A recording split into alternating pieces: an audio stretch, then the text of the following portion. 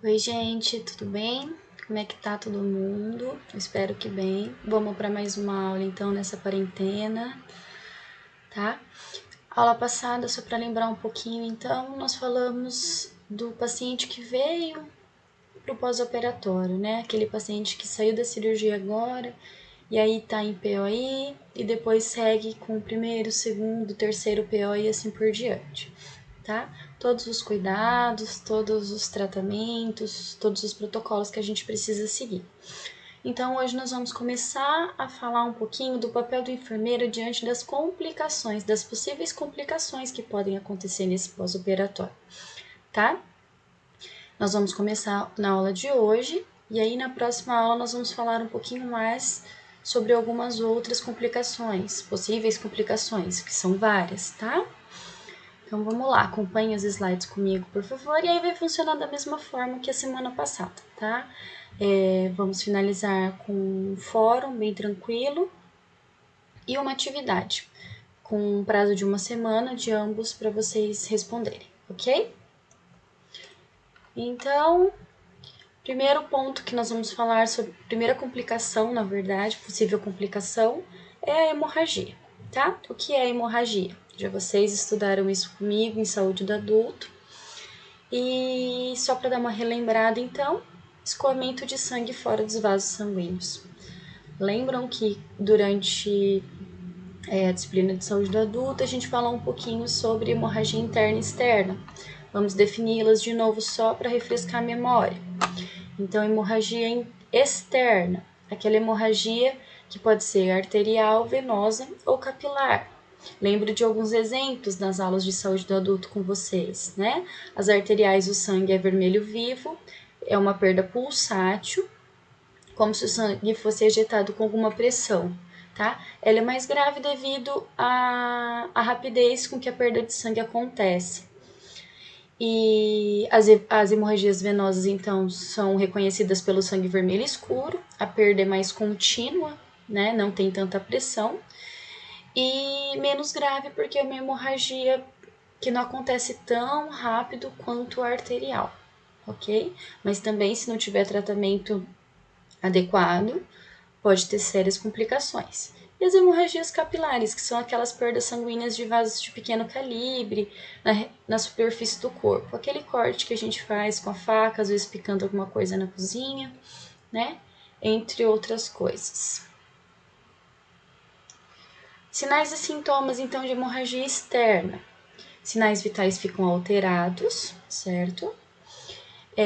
E aí, se para mais ou para menos, vai depender da evolução dessa hemorragia, se está no começo, se está no final da evolução. Presença de hematoma local, principalmente aquelas hemorragias em capilares, né? Fica aquele roxinho no local. Saída de sangue pela ferida ou por orifícios naturais do corpo. E presença de fraturas expostas, que causam grandes sangramentos, tá?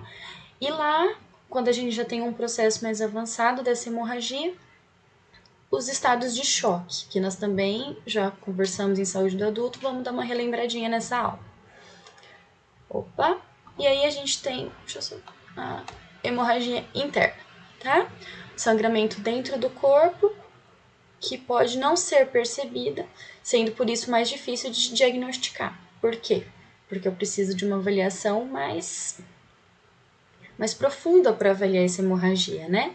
As hemorragias podem ser provocadas por lesões ou fraturas e também podem ocorrer devido a alguma doença. Hemofilia, gastrite, com algum rompimento de úlcera, né? Doença de Crohn, aquela inflamação no intestino. E quando eu falo em lesões e fraturas, eu posso falar de traumas, de acidentes automobilísticos, entre outras coisas, certo? Como que a gente vai avaliar essa hemorragia interna, então? Sinais e sintomas do estado de choque, nós vamos relembrar ele daqui a pouquinho. Qual foi a natureza do acidente? É mais fácil ter uma hemorragia interna devido a um trauma ou uma queda do que de repente por algum outro tipo de acidente. Sinais vitais também anormais, e aí vai depender da evolução do quadro também. Rigidez da parede abdominal. Quem é fã de Grey's Anatomy vai lembrar que eles recebem muito trauma com rigidez de parede abdominal. E aí é o primeiro ponto primeiro diagnóstico que se vem à cabeça é a hemorragia interna, né? Rompimento de baço, por exemplo.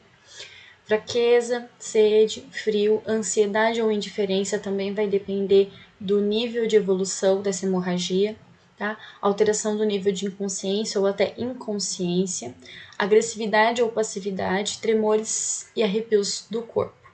Pulso rápido e fraco, respiração rápida e artificial, ou seja, eu respiro muito superficialmente e não consigo realizar a troca gasosa necessária do oxigênio para o organismo. Pele pálida, fria, úmida, sudorese, pupilas dilatadas.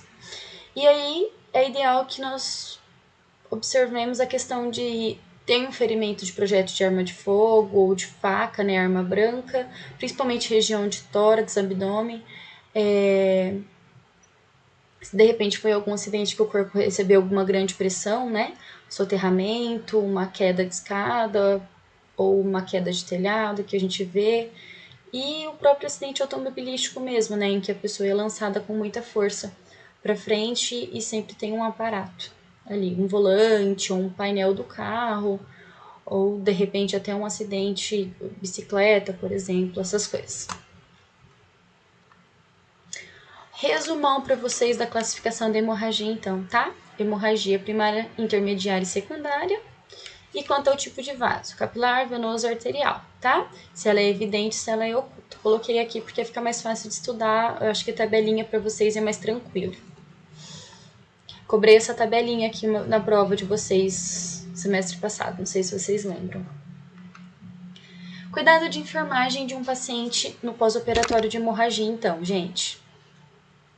Transfusão de sangue ou hemoderivados, e a determinação da causa da hemorragia, que são as medidas terapêuticas iniciais. Então, se eu observo um sangramento no meu paciente pós-operatório, primeira coisa, eu preciso determinar de onde está vindo esse sangramento. É de sítio cirúrgico, ou não, é uma hemorragia interna, ou é uma hemorragia externa mesmo. E aí eu vou avaliar, e o primeiro passo, de acordo com a prescrição médica, lógico que vai fazer outras avaliações, como o hemograma, a transfusão sanguínea ou de algum hemoderivado. Tá? O sítio cirúrgico e a incisão serão inspecionados quando tiver sangramento.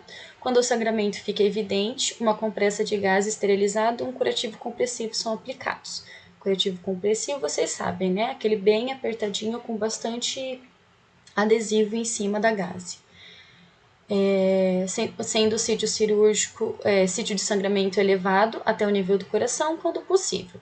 O paciente é colocado na posição de choque, decúbito dorsal com as pernas elevadas no ângulo de 20 graus e joelhos retos. Então, por que eu elevo membros inferiores? Porque se eu tenho uma perda sanguínea e uma perda de volume, como é o caso do choque, eu preciso que o sangue fique onde o corpo mais precisa, que é pulmão, coração e cérebro. Então, eu elevo os membros para ter retorno venoso. Quando há suspeita de hemorragia, mas não se pode visualizá-la, o paciente deve ser levado para a sala de cirurgia para uma reabordagem, né? Exploração de emergência do sítio cirúrgico. Ou, de repente, para algum exame de imagem mais sofisticado. Quando há suspeita de hemorragia, o enfermeiro deve ficar ciente de quais as considerações especiais relacionadas com a reposição da perda sanguínea. Determinados pacientes podem declinar as transfusões sanguíneas por motivos religiosos ou culturais, podendo identificar essa solicitação em suas diretivas antecipadas ou no testemunho de vida. E aí a gente tem toda aquela papelada assinada lá no pré-operatório que a gente conversou, e todas aquelas situações de algumas culturas e algumas religiões que não vão aceitar a transfusão. E aí o enfermeiro tem que estar atento para tudo isso e verificar se esse paciente aceita essa transfusão, se ela pode ser realizada, se ele assinou todos os termos de compromisso, se ele está ciente dos riscos que ele está correndo sem transfusão, e avaliar a situação. Aqui eu posso dar um exemplo para vocês bacana, porque quando a gente pensa em hemorragia, a gente sempre pensa em cirurgia grande, né? Tórax aberto, cirurgia de coração. A gente pode pensar numa cirurgia extremamente simples, que é a cesárea ou o parto normal, por exemplo. Uma das grandes complicações da cesárea e do parto normal é a hemorragia. Mas por quê? Porque eu tenho muito sangramento na involução uterina. Então, é importantíssimo que o enfermeiro faça a avaliação dessa paciente que teve uma cesárea ou um parto normal. Quando ela chega na enfermaria, a primeira coisa que o enfermeiro precisa fazer é avaliar a involução uterina dessa paciente e como está o sangramento. Se eu tenho um sangramento de média ou grande quantidade, a cor desse sangramento e se existe muitos coágulos, tá? E essa inspeção de sangramento precisa ser feita com muita frequência, pelo menos ali no início do POI, para avaliar se eu tenho algum risco de hemorragia ou não dessa paciente. E aí a função do enfermeiro fazer toda essa avaliação e acompanhar essa involução uterina e esse sangramento e reportar à equipe médica qualquer alteração, qualquer coisa anormal que esteja acontecendo ali. Então, nós precisamos realmente ficar atento, não é só com cirurgia muito grande, não. Às vezes, uma cirurgia que tem tudo para ser simples pode ter uma complicação que pode levar a problemas muito mais sérios e até a óbito, tá? O que eu posso ter de complicação, então, dessa hemorragia? Choque hipovolêmico, quando eu tenho perda maior do que 20% do volume sanguíneo do corpo. Anemia, aquele sangramento crônico e repetido, né? A perda crônica de ferro. E aí eu lembro que em saúde do adulto a gente comentou sobre a questão de mulheres que menstruam quantidades muito grandes, né? E aí tem a anemia, que pode até ser crônica. Asfixia, quando essa hemorragia pulmonar, o pulmão vai enchendo de sangue e isso impede as trocas gasosas e a entrada do oxigênio. Tamponamento cardíaco, quando esse sangue ocupa o pericárdio e aí eu impeço que meu músculo cardíaco realize a função dele. E hemorragia intracraniana, eu tenho o aumento da pressão intracraniana por conta de sangramento e N complicações até o óbito, é uma situação muito grave, certo?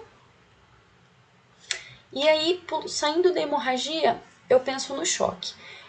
A questão da hemorragia e a parte da enfermagem é mais a questão da observação mesmo, principalmente de sinais vitais, e exame físico desse paciente, tá? Observar sempre sítio cirúrgico e as queixas do paciente, ok? O choque, ele não deixa de ser uma complicação da hemorragia, tá? Choque é a expressão clínica de falência circulatória aguda que resulta em oferta insuficiente de oxigênio para o tecido. Então, se eu tenho uma perda de mais de 20% de volume de sangue no meu corpo, eu tenho choque hipovolêmico, por exemplo, certo? E aí eu tenho complicações ainda mais graves, porque aí eu não tenho oxigênio chegando nos tecidos e eu posso fazer uma falência dos órgãos desse paciente. Tipo de choque, só para relembrar também, hipovolêmico, que é o mais comum, né? Diminuição do volume intravascular. Cardiogênico, quando o coração não consegue desempenhar a sua função de bomba, não tão comum em pós-operatório. Distributivo, má distribuição de sangue no sistema vascular devido a uma infecção que provoca vasodilatação. Inicialmente a pele é quente, depois vasoconstrição, pele fria. O choque séptico, ele até pode acontecer no pós-operatório tardio, por exemplo, né? Uma infecção vinda de um momento cirúrgico. O choque neurogênico, vasodilatação provocada pela perda de tônus simpático devido à lesão medular. Diferentes outros choques, ele tem bradicardia e pele quente, aquele diferencial do choque neurogênico. E o choque anafilático, vasodilatação disseminada causada por liberação de substâncias decorrentes de uma crise alérgica. E aqui eu posso ter N tipos de alergia, mas eu posso ter uma alergia aqui a qualquer composto e substância utilizada numa anestesia, por exemplo. Então, também preciso ficar atento a esse tipo de choque, ok? Cuidado de enfermagem com relação ao choque, então, gente. Vai variar muito de acordo com o tipo e evolução desse choque, tá?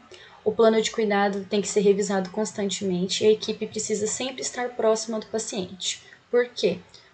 O choque, ele muda